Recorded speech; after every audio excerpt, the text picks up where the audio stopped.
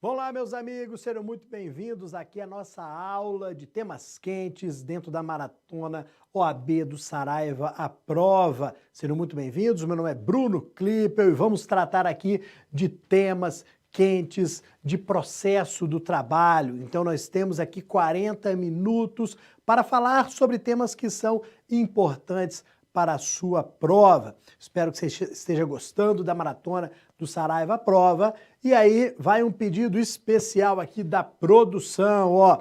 Quem estiver assistindo essa aula, tira foto, marca lá o @SaraivaProva no Instagram. Mostra que você está ali firme e forte em busca da carteira da OAB. Se você vai fazer prática trabalhista na segunda fase, entra lá no site do saraivaprova.com.br e faça lá o seu pré-cadastro no curso, garantindo ali a vaga para a segunda fase da OAB. O curso de prática trabalhista sou eu que ministro, então venha, será um grande prazer ser seu professor também de segunda fase. Nós selecionamos aqui para essa aula de temas quentes alguns institutos de processo do trabalho extremamente relevantes para a sua prova, aqueles que nós sabemos que há uma maior probabilidade de serem cobrados pelo histórico da FGV. Então, analisando o histórico das provas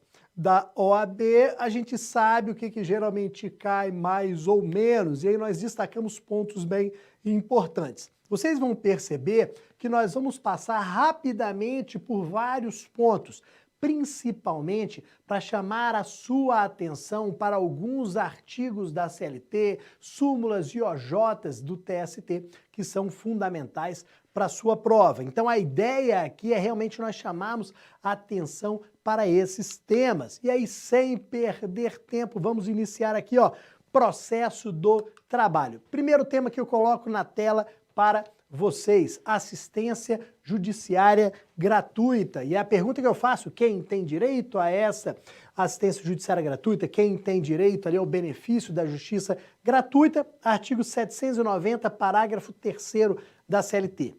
Por que este ponto é importante? Porque ele foi alterado pela reforma trabalhista. Então hoje, quem tem direito à justiça gratuita? Aquele que recebe até 40% do limite dos benefícios do regime geral de previdência social, ou seja, quem recebe até 40% dos limites ali do INSS. Você sabe que o INSS tem um limite para o pagamento de benefícios, então se eu recebo até 40% desse limite, por presunção, eu não tenho condição financeira para arcar com os custos do processo, então posso requerer este benefício ou mesmo pode ser deferido de ofício. Vejam que este parágrafo 3º, além de destacar quem tem direito, ele também fala ali que o benefício pode ser requerido, pode ser deferido de ofício em qualquer grau de jurisdição, em qualquer momento do processo.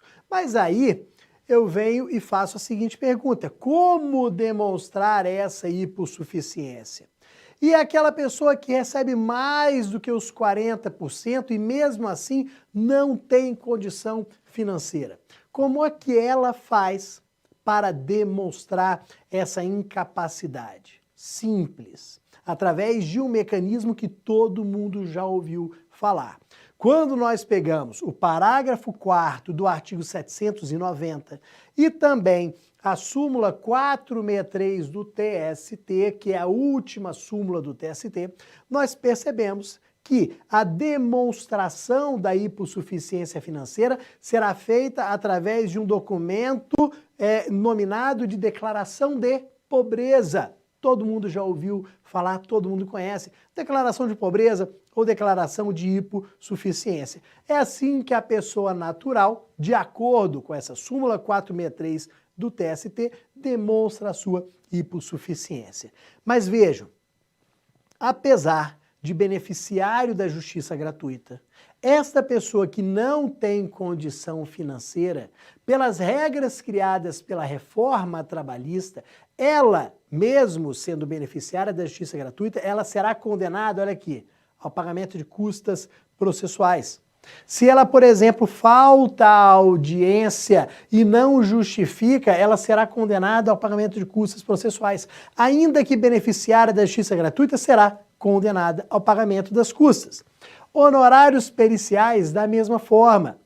Se, num primeiro momento, os honorários periciais são pagos pelo beneficiário da justiça gratuita, se ele não tiver condições de pagar de uma vez só, à vista, nós temos a possibilidade de parcelar.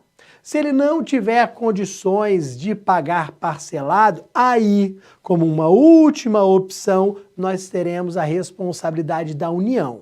Então toma muito cuidado com isso, porque é bem normal nós vincularmos o pagamento de honorários periciais à União.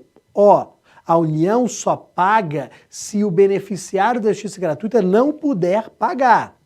A primeira regra é ele, beneficiário, paga. Não tenho como pagar à vista, então paga parcelado. Não tenho como pagar parcelado. Aí a União será responsável. Isso que nós temos aqui na CLT pós-reforma trabalhista. E o outro ponto, honorários advocatícios de sucumbência. O beneficiário da justiça gratuita vai ser condenado ao pagamento de honorários advocatícios de sucumbência? Vai. Artigo 791-A, parágrafo 4º, fala que vai haver a condenação, mas ela será suspensa.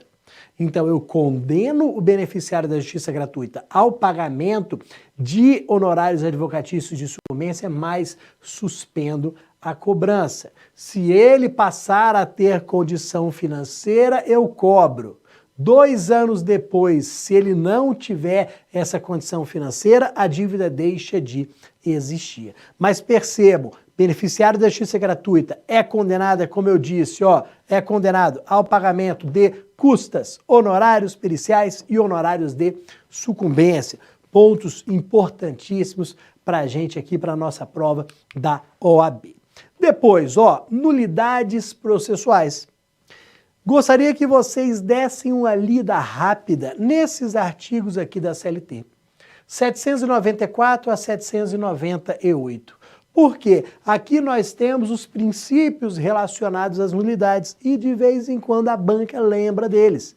Então é uma sequência. Então por isso que é fácil de ler. 794, 95, 96, 97 e 98. Quais são os princípios relacionados às nulidades que eu quero destacar hoje com vocês aqui no Saraiva Prova nessa aula de temas quentes? Primeiro, transcendência ou prejuízo.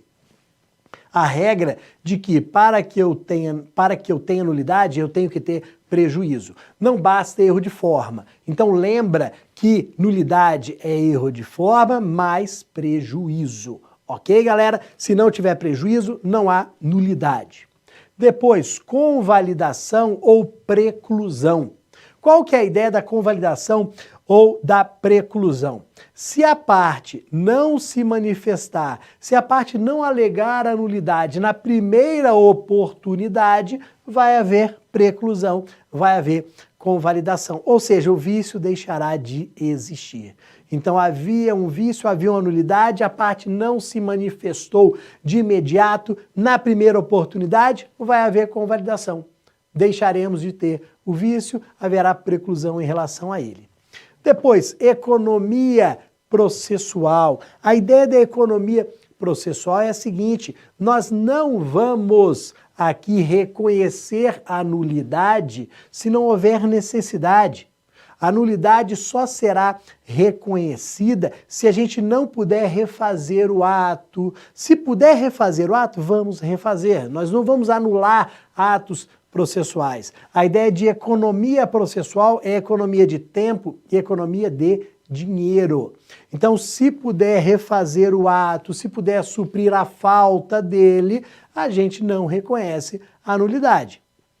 Depois, interesse. Aqui, qual que é a ideia do princípio do interesse relacionado à nulidade? Aquele que causou a nulidade não tem interesse em alegar. Quem causou, quem gerou a nulidade não pode alegá-la, ok? E aí, por fim, bastante interessante, bastante importante, utilidade ou aproveitamento. O que significa o princípio da utilidade ou do aproveitamento. Pelo próprio nome, nós vamos tentar aproveitar os atos processuais. Vamos tentar aproveitar os atos que já foram realizados. E a regra é bem simples. Aqui eu tenho a nulidade. Os atos anteriores à nulidade são válidos, são automaticamente válidos. Os atos anteriores à nulidade, eles são válidos. Os atos posteriores nós vamos analisar para ver se a gente consegue aproveitar. Então essa é a regra do aproveitamento ou da utilidade. Se o ato processual posterior à nulidade puder ser aproveitado, se ele ainda se demonstrar útil, nós vamos aproveitá-lo. Caso, infelizmente, ele seja contaminado pela nulidade, ele será desfeito e novamente realizado, ok? Então essa é a ideia da utilidade e do aproveitamento. Na sequência, saindo de nulidades, nós chegamos à petição inicial. Temos que lembrar que agora a petição inicial, de acordo com o artigo 840 da CLT, ela tem um novo requisito.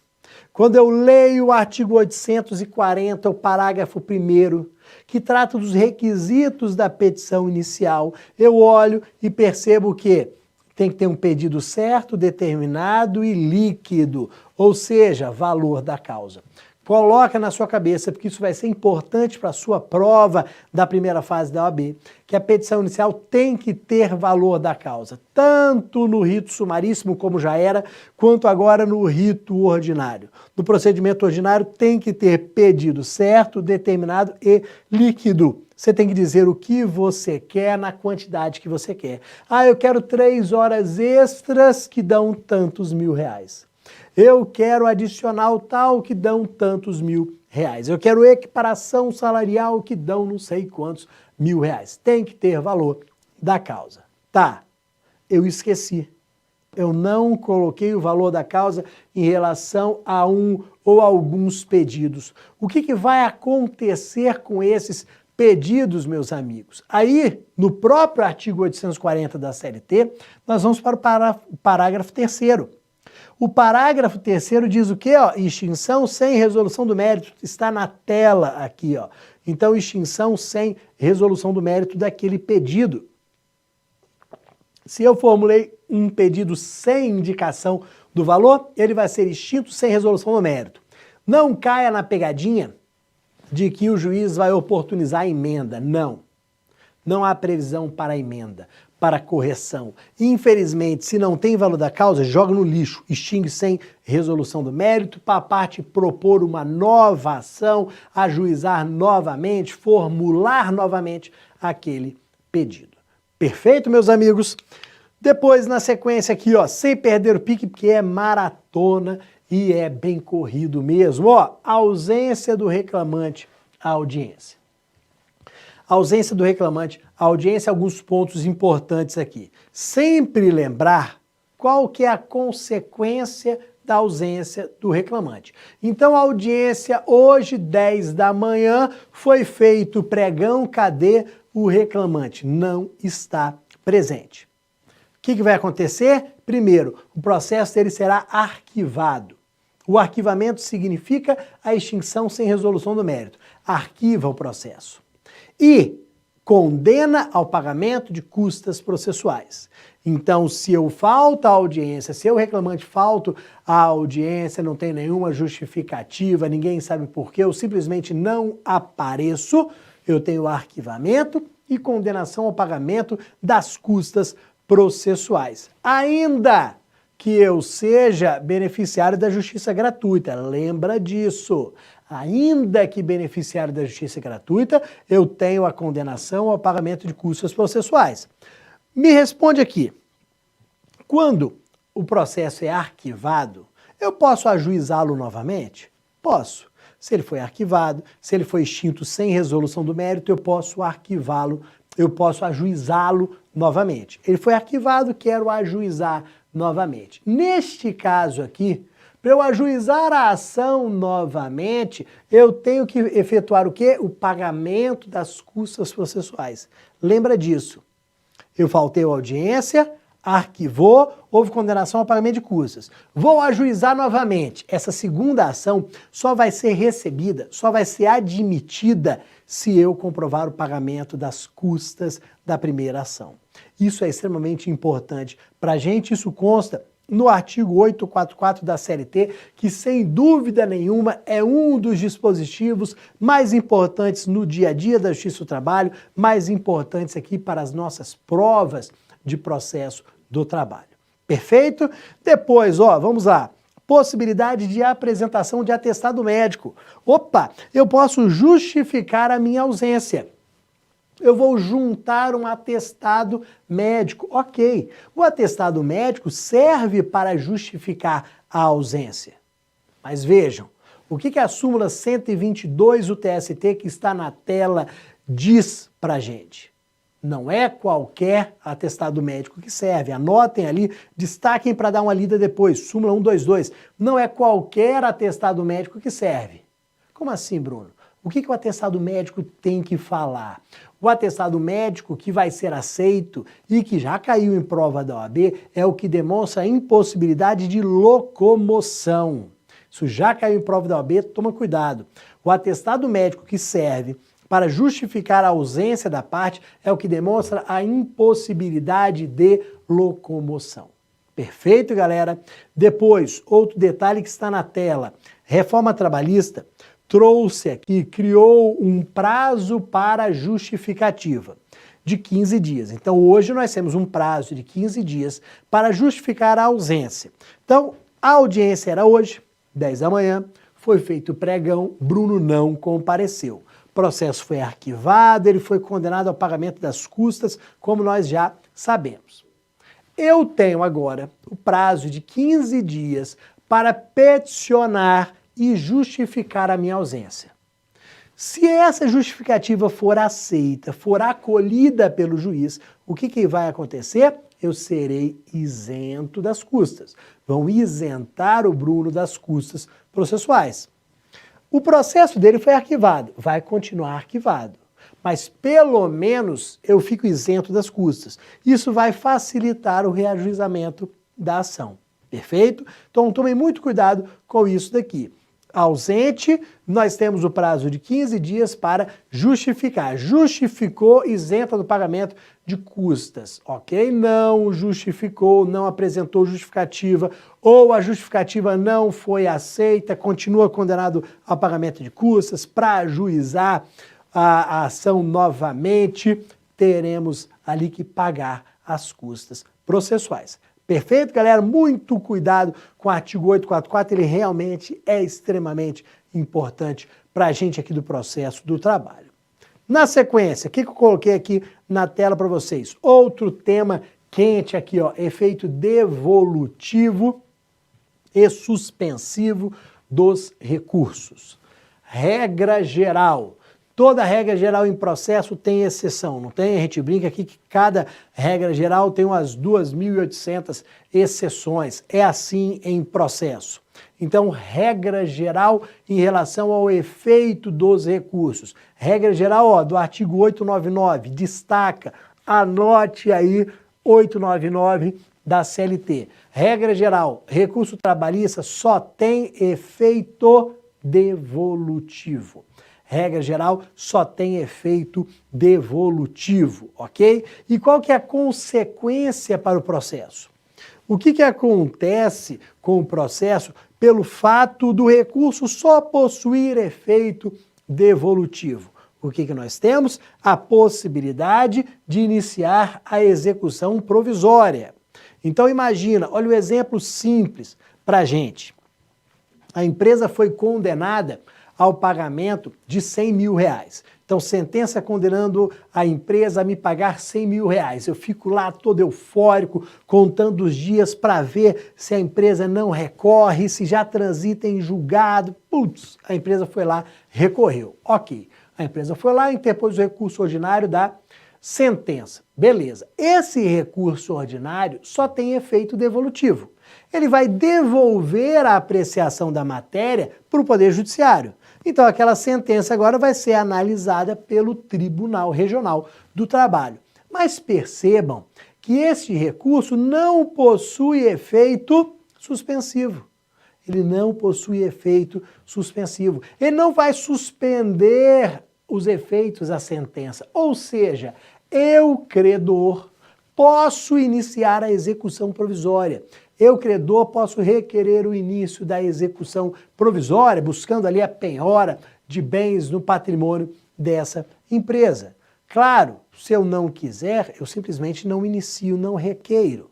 Muitas das vezes a parte nem requer a execução provisória, mas há uma possibilidade sim. Quando o recurso é recebido só no efeito devolutivo, é possível o início da execução provisória, ok? Só que aí vejam, o advogado desta empresa requereu um efeito suspensivo. É possível requerer o efeito suspensivo? Sim. Claro que a gente vai ter que demonstrar ali fumus boniuris, periculo in mora, a gente vai ter que demonstrar que há uma necessidade de suspensão dos efeitos daquela decisão. Isso não é automático, é exceção. Mas vejam que é possível, sim, requerer efeito suspensivo ao recurso, de maneira excepcional. Essa situação consta na súmula 414, inciso 1º. Esta súmula 414, inciso 1º, diz que a parte vai poder requerer no próprio recurso o recebimento no efeito suspensivo. Vejam que não há mais necessidade de se ajuizar nenhuma outra ação para requerer efeito suspensivo. Isso ficou para trás. Antigamente, a gente tinha que interpor o recurso e ajuizar uma ação cautelar para pedir efeito suspensivo. Não precisa mais desta ação cautelar. No próprio recurso, eu vou abrir um tópico e vou requerer o efeito suspensivo. Se o tribunal atribuir o efeito suspensivo, aí obviamente eu não posso iniciar a execução provisória porque a sentença não estará produzindo qualquer efeito. Tá bom, galera? Muito cuidado com isso daqui, principalmente porque recurso é um tema que a FGV gosta bastante, que a FGV sempre trouxe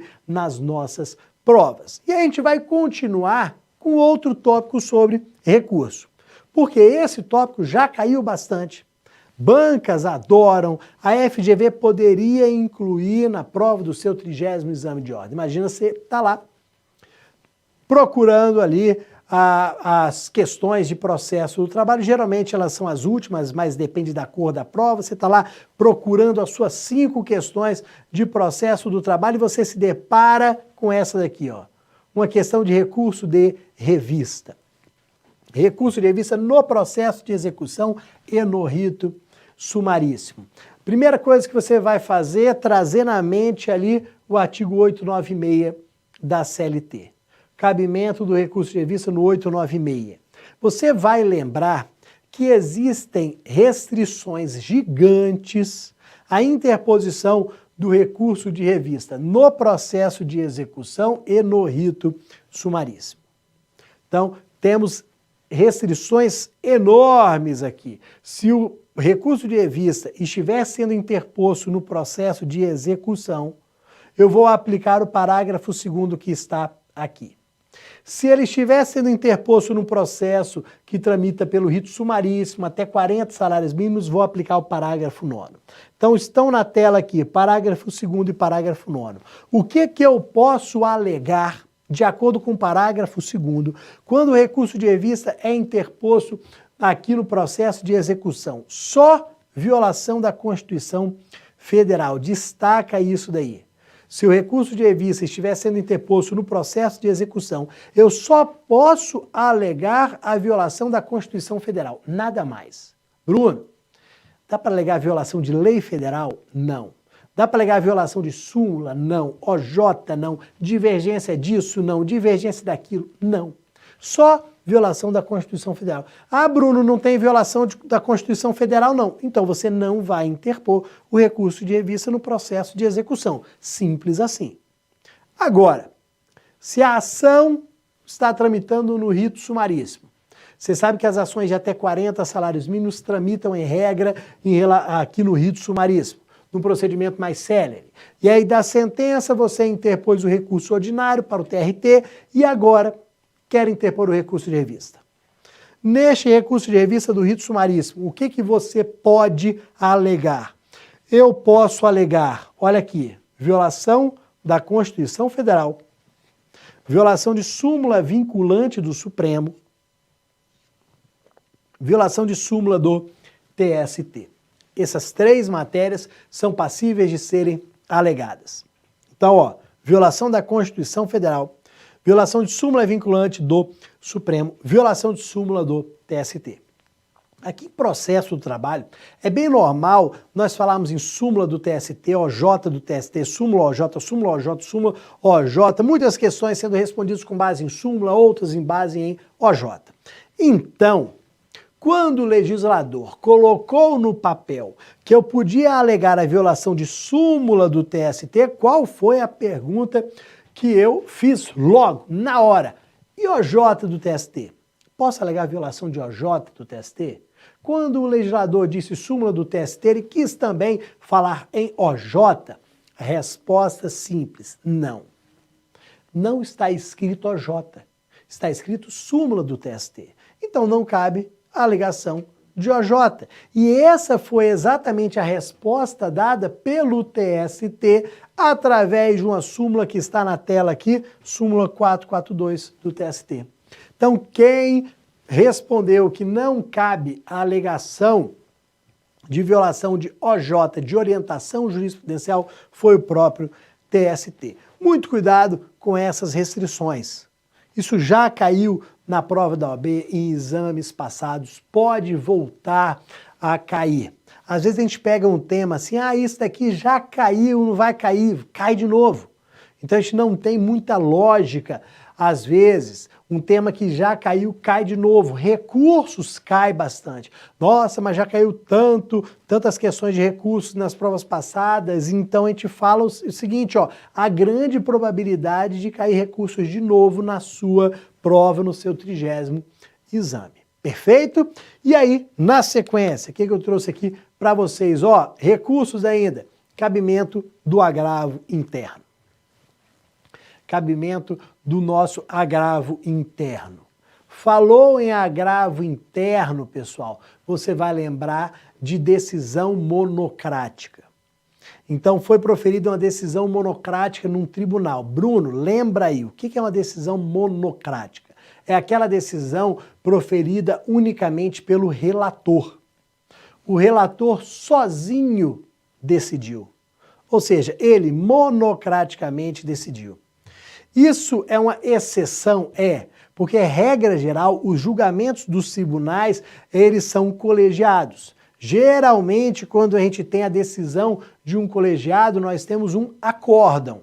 Então, nós temos a reunião, por exemplo, de 3 desembargadores do TRT julgando, proferindo um acórdão. Só que, em algumas situações, este recurso ordinário que eu interpus, por exemplo, ele pode ser julgado sozinho, monocraticamente, pelo relator.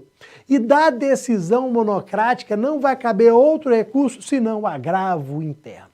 Independentemente, como nós vamos ver, do conteúdo dessa decisão. Falou que é uma decisão monocrática, agravo interno, ok? Previsão legal, olha aqui, está no artigo 1021 do CPC.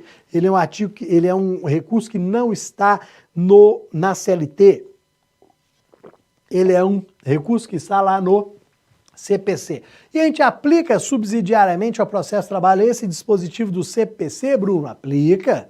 Se você pegar a súmula 435 do TST, você vai ver a aplicação subsidiária aqui. Súmula 435 que prevê a aplicação subsidiária desses dispositivos e aí, portanto, o cabimento do agravo interno. Ok, meus amigos?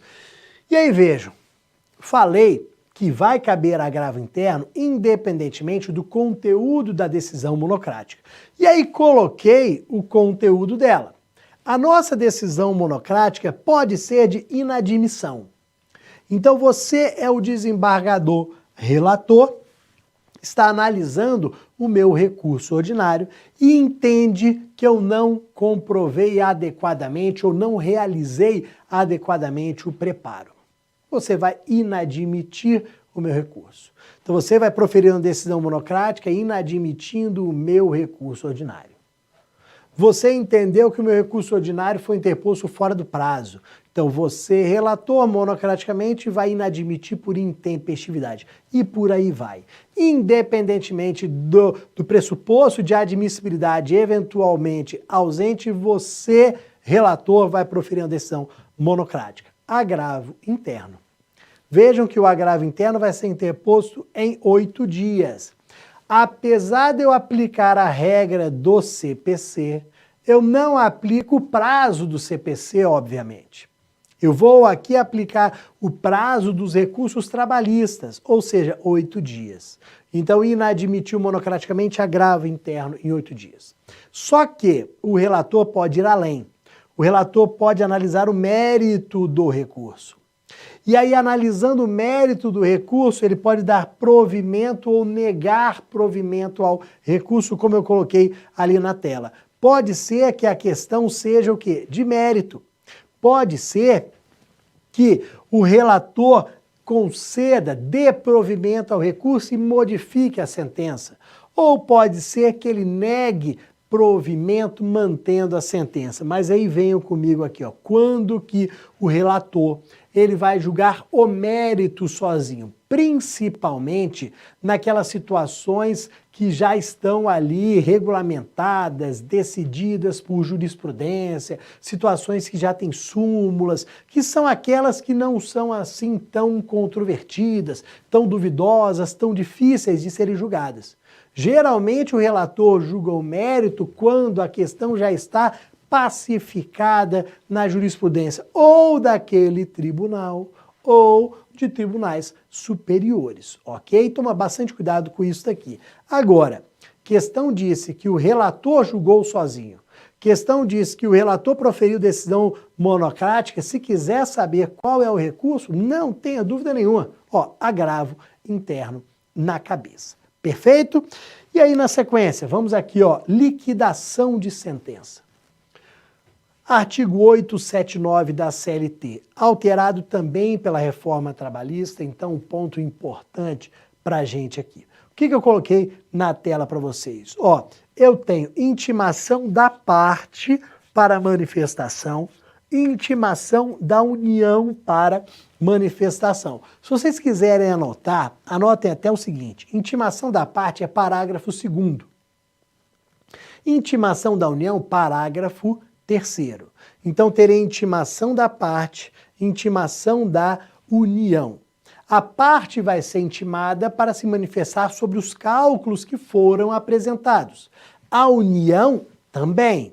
Qual seria o interesse da união? Por que a união ela vai se manifestar aqui? Porque nos cálculos de liquidação constam o quê? As contribuições previdenciárias. O valor devido à união de contribuição previdenciária. Então, a união tem interesse em olhar os cálculos, ver se estão corretos ou errados. Ok?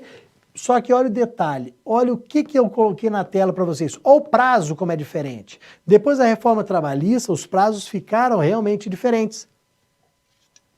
Eu tenho aqui para as partes o prazo de 8 dias e para a união o prazo de 10 dias. Toma cuidado, antigamente era 10 dias para todo mundo, a reforma trabalhista reduziu o prazo aqui das partes. As partes têm 8 dias para manifestação, união 10 dias. Agora, ó, pergunta para vocês.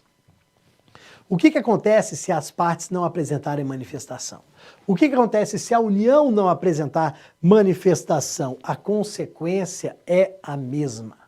Qual é a consequência? Preclusão. A consequência é absolutamente a mesma, é preclusão. Ou seja, as partes aqui e a união perdem a possibilidade de discutir no futuro esses cálculos.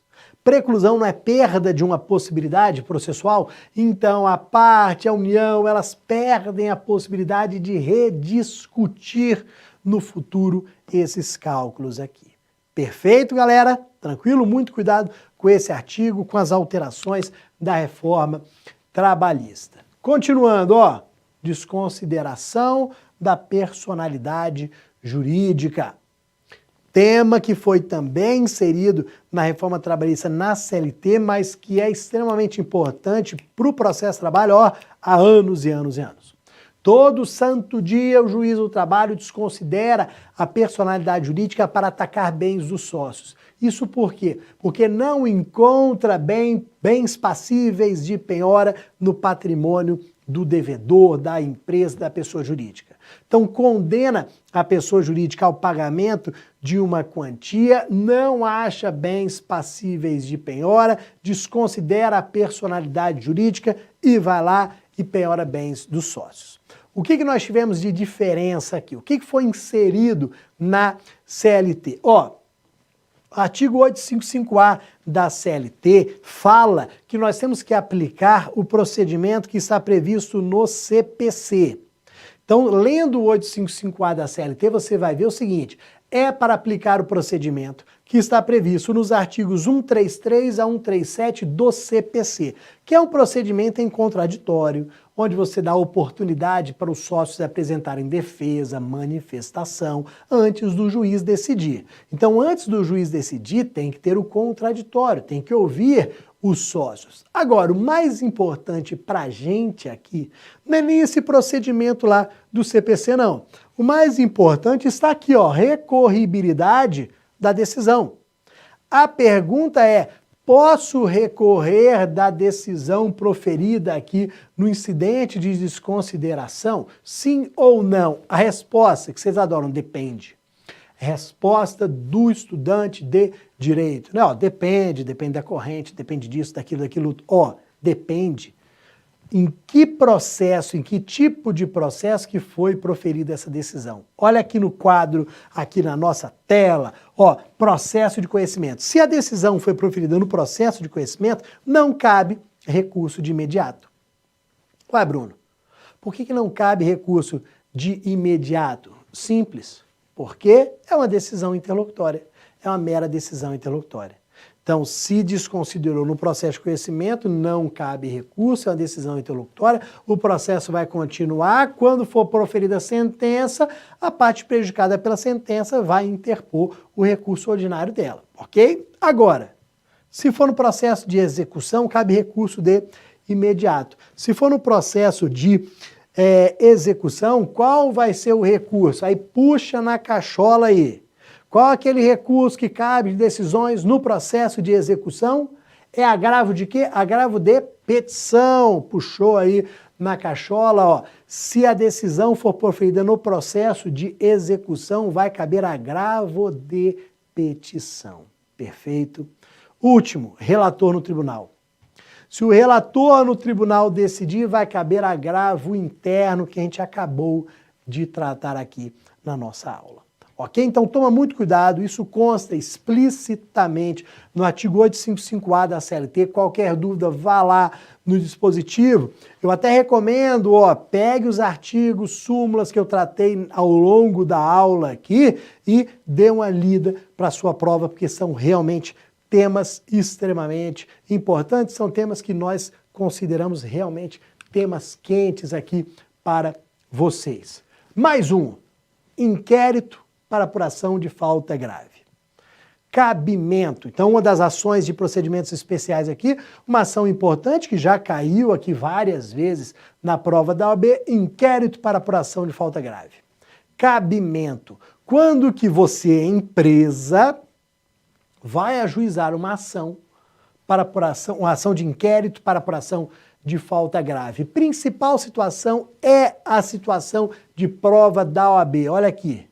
Quando um dirigente sindical, súmula 379 do TST, incorrer em falta grave, incorrer em alguma hipótese de justa causa.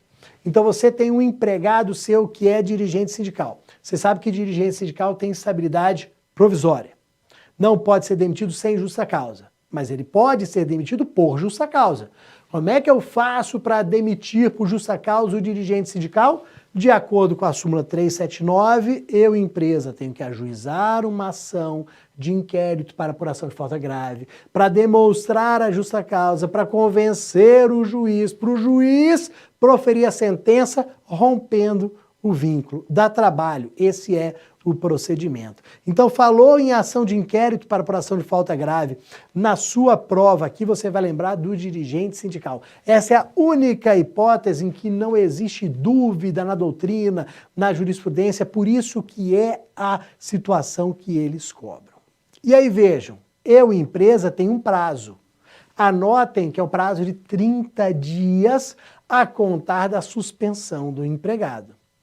Então, no prazo de 30 dias a contar da suspensão do empregado, eu vou ajuizar a ação de inquérito perante a vara do trabalho do local da prestação dos serviços.